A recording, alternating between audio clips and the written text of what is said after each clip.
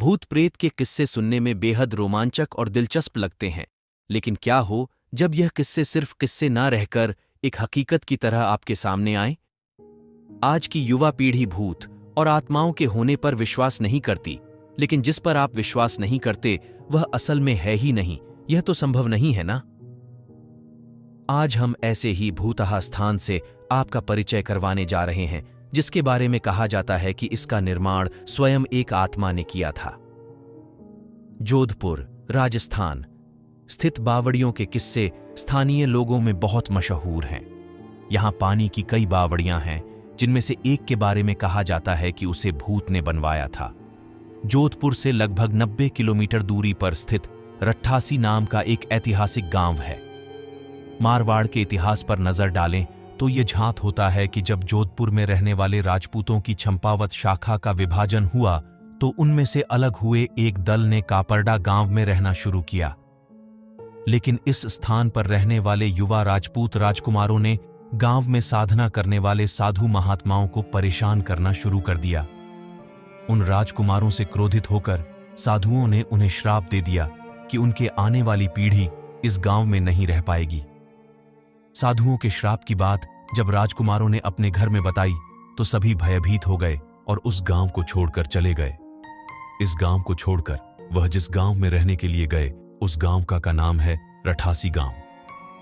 यह जोधपुर से लगभग 90 किलोमीटर की दूरी पर स्थित एक ऐतिहासिक गांव है।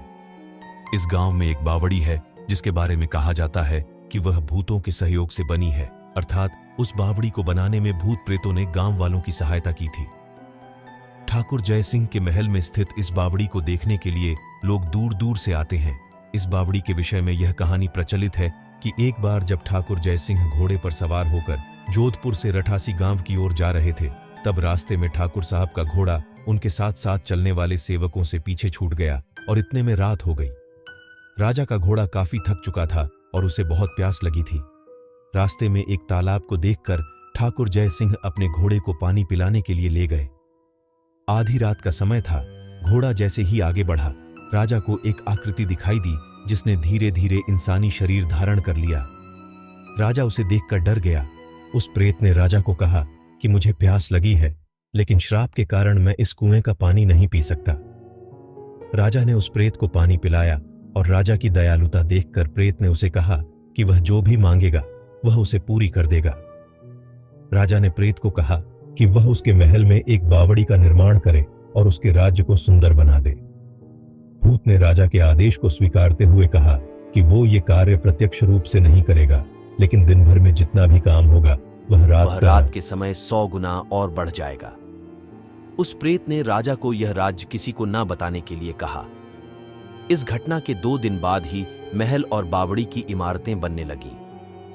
रात में पत्थर ठोकने की रहस्यमय आवाजें आने लगीं। दिन प्रतिदिन निर्माण काम तेज गति से बढ़ने लगा। लेकिन रानी के जिद करने पर राजा ने यह राज रानी को बता दिया कि आखिर निर्माण इतनी जल्दी कैसे पूरा होता जा रहा है। राजा ने जैसे ही यह राज रानी को बताया, सारा काम वहीं रुक गया। बावड़ी भी ज्यों की त्यों ही रह गई। इस घटना के बाद किसी ने भी उस बावड़ी को बनाने की कोशिश नहीं की। के लिए हमारे चैनल को सब्सक्राइब करो और वीडियो को एक लाइक कर दो।